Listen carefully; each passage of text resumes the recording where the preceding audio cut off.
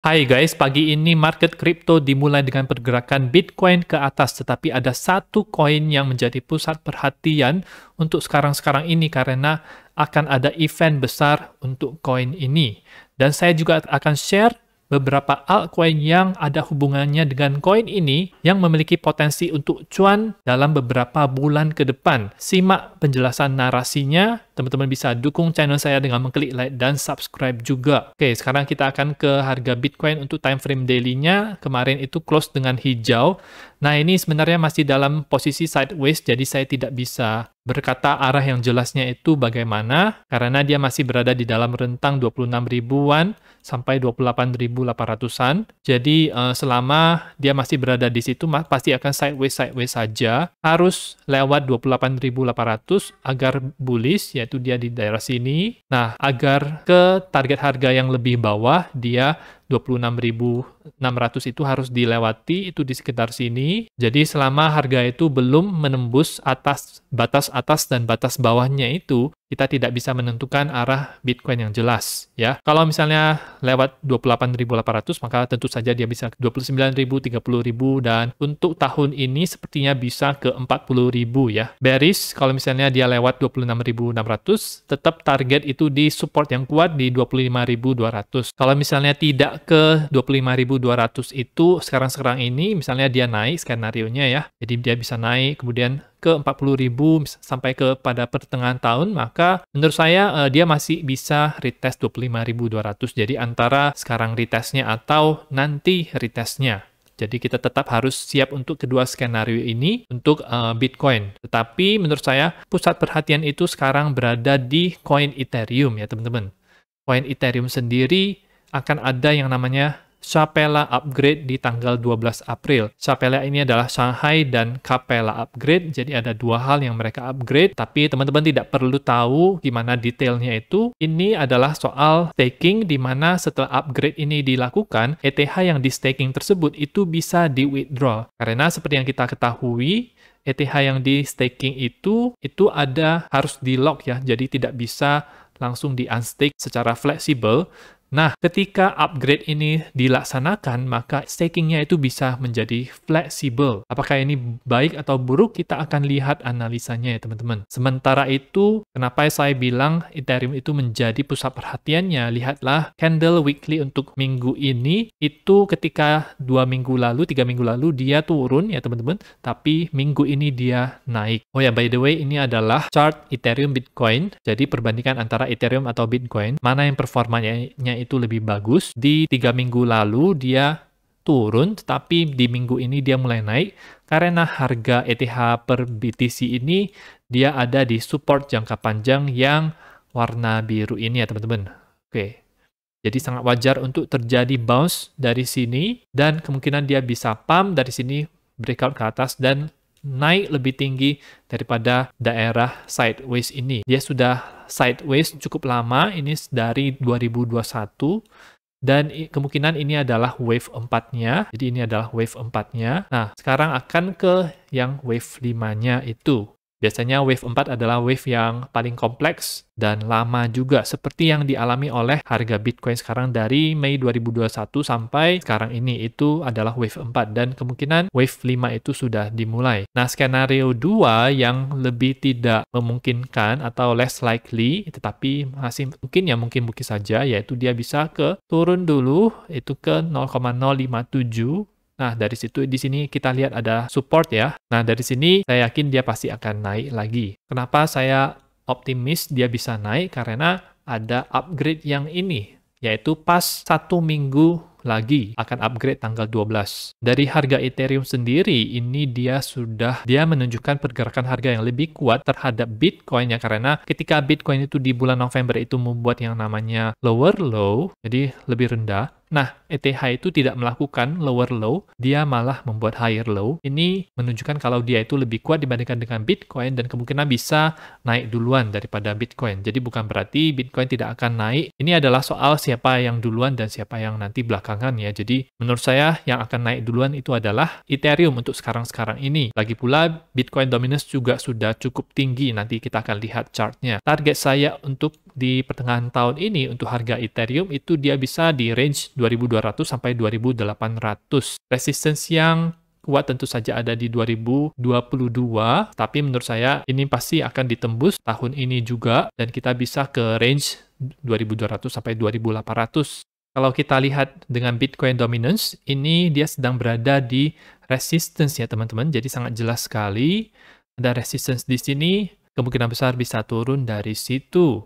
Ini membentuk yang namanya semacam triple top, tetapi belum breakdown ke bawah. Harus tunggu tembus 47% dulu baru dia confirm dia breakdown ke bawah. Selain itu ada Real Bitcoin Dominance Index juga. Jadi ini tanpa stablecoin karena stablecoin itu berpengaruh terhadap hitungan Bitcoin Dominance yang ada di sini. Ini yang realnya itu tanpa stablecoin. Nah, kelihatan kalau arahnya itu untuk Bitcoin Dominance itu mulai menurun ya, mulai menurun. Dan yang tidak ada ETH-nya itu juga untuk altcoin lain ya, selain ETH, juga tampaknya lagi proses menurun. Dan ada potensi alt season juga seperti di video sebelumnya yang saya buat. Jadi seperti ada diagram yang mungkin teman-teman pernah lihat.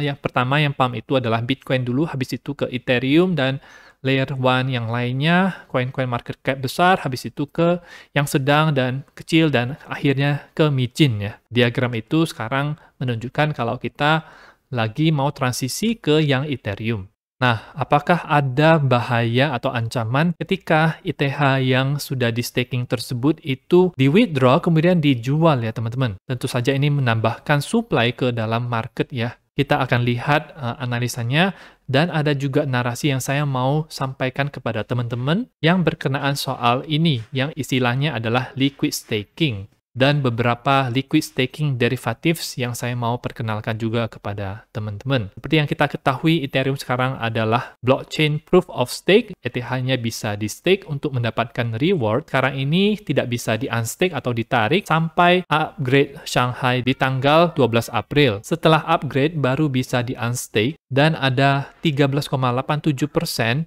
ETH yang di stake sekarang ini. Menurut saya di tanggal 12 April nanti atau di sekitar tanggal tersebut itu bisa terjadi sell off duluan karena beranggapan kalau ini adalah event sell the news. Mereka bisa manfaatkan tersebut. Tetapi hal sebaliknya juga bisa langsung terjadi setelah sell off tersebut. ETH yang setelah upgrade itu bisa di stake dengan fleksibel. Jadi ini akan menambahkan adopsi untuk orang-orang mau stake ETH sesuai dengan time frame mereka masing-masing. Misalnya mau 1 bulan aja, atau 3 bulan aja, atau 9 bulan, 18 bulan, dan seterusnya. Itu bisa sebebas mereka, sehingga ini akan memberikan demand koin ETH. Dari sisi lain, kita bisa lihat dari harga ETH yang taker tersebut beli, yang tertera di chart ini, di mana kebanyakan orang-orang yang stake ETH tersebut itu ada di dalam posisi loss ya. Yang mungkin ini akan mengencourage mereka untuk tetap hold dan berpotensi untuk melanjutkan narasi bullish untuk ETH. Jadi kalau kita lihat ini, banyak yang merahnya, itu artinya tenggelam. Mereka beli itu di atas harga yang sekarang-sekarang ini. Rata-rata itu ada di harga 2.800 sampai 3.000-an. Jadi ada di sekitar sini yang lumayan banyak. Jadi ketika upgrade tersebut, prediksi saya adalah bisa terjadi sell off dulu. Nah, habis itu bisa naik, masih bisa naik karena ETH sekarang itu punya fleksibilitas untuk stakingnya. Ada narasi yang menurut saya bisa mengikuti kenaikan harga ETH ini, yaitu liquid staking. Di mana liquid staking ini itu diciptakan untuk memberikan fungsi kepada ETH yang kita stake. Jadi kalau kita stake di ETH di jaringannya, itu tidak bisa digunakan kan? Liquid staking derivatives itu akan memberikan jasa. Kalau misalnya stake lewat mereka, nanti mereka akan memberikan token, contohnya STETH itu kepada teman-teman yang bisa digunakan untuk provide liquidity, dipinjamkan, dijadikan sebagai jaminan, dan ditaruh di earn untuk mendapatkan reward lagi. Liquid staking ini itu bisa unlock likuiditas dari ETH yang di stake ya. Dari yang tidak liquid menjadi liquid bisa digunakan untuk ini itu. Bedanya adalah kita akan membayar fee-nya itu 5-10% dari reward staking yang kita dapatkan. Setelah upgrade Shanghai ini, liquid staking derivatives akan lebih populer karena resiko dan ketidaknyamanan stake ETH itu telah berkurang ya. Jadi sudah ada fleksibilitas kan, resikonya itu juga lebih kecil, bisa kapan saja kita unstake. MetaMask ini juga mengambil langkah liquid staking derivatives loh. Kalau kita lihat, kalau teman-teman ke bagian portofolio untuk MetaMask, di situ kita bisa stake ETH itu lewat MetaMask, tapi mereka menggunakan dua provider yang sudah terkenal, yaitu Lido dan Rocket Pool. Jadi mereka mengintegrasikan fitur ini di wallet mereka. Dan sekarang saya akan memperkenalkan altcoin yang berpotensi untuk naik tersebut karena mereka memiliki narasi liquid staking derivatives. Yang pertama itu adalah Lido Finance. Ini adalah provider liquid staking yang terbesar. Sekarang ini mereka yang memunculkan STETH. Kalau memegang STETH tersebut, nanti kita bisa melakukan aktivitas DeFi yang ada di sini. Lido ini cukup populer ya teman-teman, sudah ada lebih dari 4,6 juta ETH yang di stake. Kalau kita lihat di DeFi lama, ini total value lock-nya besar sekali, 11,47 miliar dolar, dengan market cap baru 2 miliar dolar, jadi semacam 5 kali lipatnya ya. Jadi kalau kita bandingkan, total value lock-nya itu jauh lebih besar dibandingkan dengan market cap-nya. Mungkin market cap-nya bisa ke sana ya. Ada penambahan total value lock dari 1 hari terakhir, 7 hari terakhir, dan juga sebulan terakhir 25%. Banyak yang lagi masukin ke Lido ya, untuk mengantisipasi upgrade yang terjadi di ETH ini. Nah, resikonya untuk Lido apa? Resikonya adalah ada satu perusahaan yang memiliki banyak sekali Ethereum yang mungkin bisa memberikan ancaman buat jaringannya. Sebuah attack atau serangan yang tersentralisasi kepada jaringan Ethereum ini memungkinkan kalau misalnya Lido itu dominasi jaringannya itu melebihi 33%.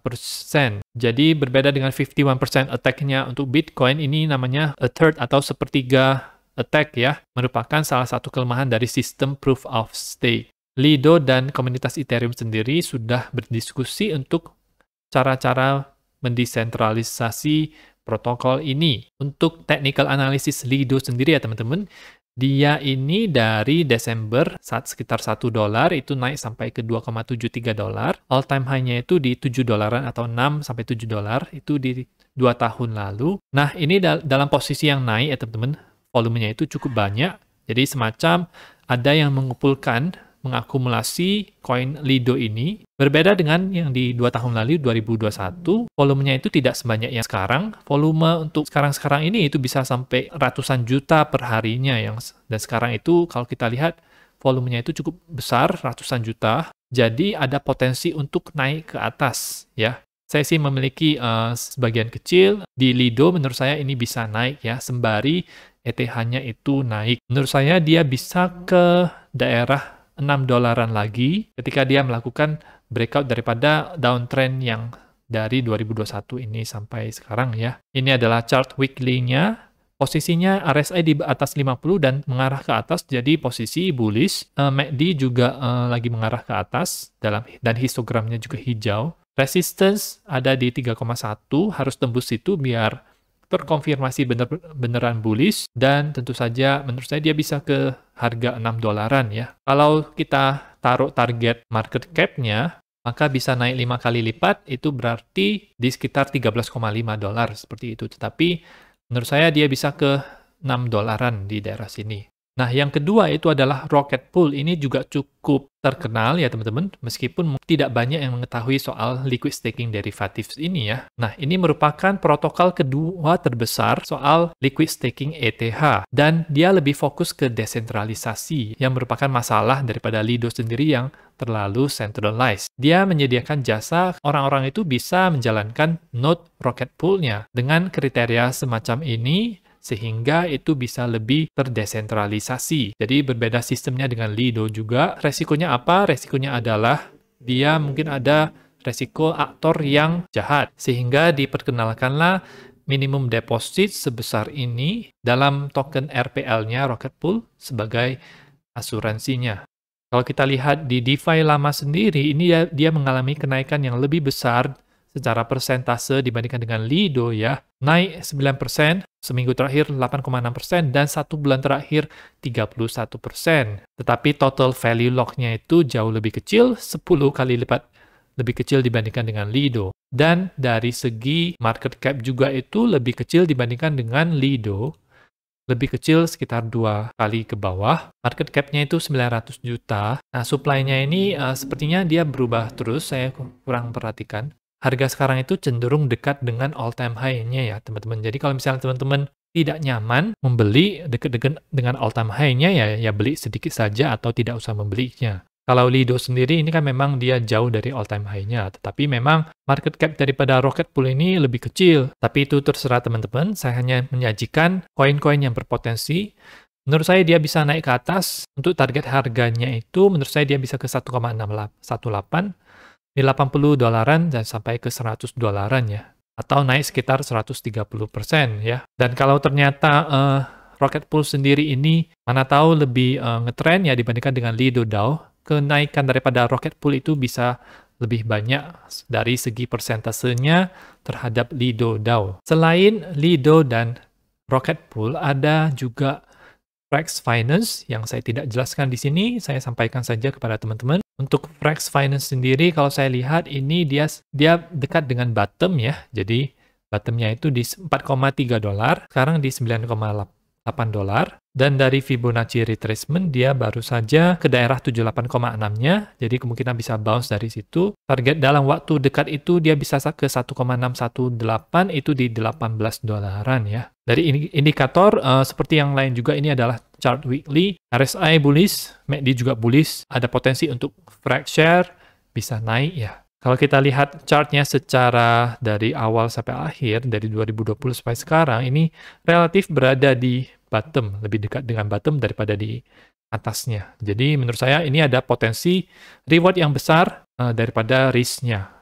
Volumenya ini juga cukup gede, bisa puluhan juta dolar dalam satu hari. Selanjutnya adalah STAFI atau FIS. Saya tidak akan menjelaskan secara fundamentalnya, hanya analisa technical simple saja. Market cap ini kecil ya, jadi ada resiko yang lebih tinggi dibandingkan dengan market cap besar, tapi potensinya juga lebih besar. Jadi saran saya adalah ketika mau beli ini, jangan beli banyak-banyak. Total value lock-nya itu sama seperti market cap-nya. Mungkin belum terlalu populer dibandingkan dengan Lido atau Rocket Pool atau Frax. Dari segi harga sih ini cenderung berada di bawah, dekat dengan all-time low-nya di 0,17 dolar. Sekarang di 0,58 dolar, jadi ada potensi ke depannya juga. Karena didorong oleh narasi liquid staking ya. Dan yang bagusnya adalah dia tersedia di Binance. Toko kripto juga ada. Koin yang market cap-nya lebih kecil, mirip juga dengan STAFI, yaitu Stader. Saya tidak lihat fundamentalnya. Total value lock-nya itu lebih gede ya rupanya, 120 juta. Market cap 30 jutaan. Jadi jangan taruh banyak-banyak untuk koin yang seperti ini. Harganya itu dari awal sampai sekarang itu lebih dekat dengan bottom-nya. Sudah naik cukup lumayan dari Desember tahun lalu. Dan ini tersedia di OKX. Teman-teman bisa gunakan link kalau misalnya mau daftar yang OKX ya. Di OKX banyak koin-koin hidden gem yang mungkin tidak bisa didapatkan di Binance atau exchange lainnya. Kalau kita bandingkan kelimanya itu, di urutan pertama, Rocket Pool kedua, Frax itu ketiga, ini lumayan ya. Kenaikannya juga cukup besar. Stader itu ya lumayan, tapi tidak sebesar yang di atas. STAFI ini juga ya lumayan. Jadi untuk Stader dan STAFI mungkin ya lebih beresiko ya teman-teman. Lebih aman Lido dan Rocket Pool menurut saya. Nah, jadi itu adalah beberapa altcoin yang saya mau share, sekaligus soal narasi liquid staking yang menurut saya bisa ngetrend mulai dari sekarang-sekarang ini, tetapi saya tidak berhenti di sini saja untuk memperkenalkan altcoin-altcoin berpotensi ke depannya. Saya akan juga perkenalkan di altcoin dengan narasi yang berbeda, jadi selain liquid staking ini kebetulan yang lagi ngetrend adalah ETH dan upgrade yang akan dilakukan, makanya saya sampaikan ini. Nah, itu saja untuk video pada kali ini. Semoga bermanfaat. Teman-teman bisa dukung channel saya dengan mengklik like dan subscribe, dan nantikan video saya selanjutnya.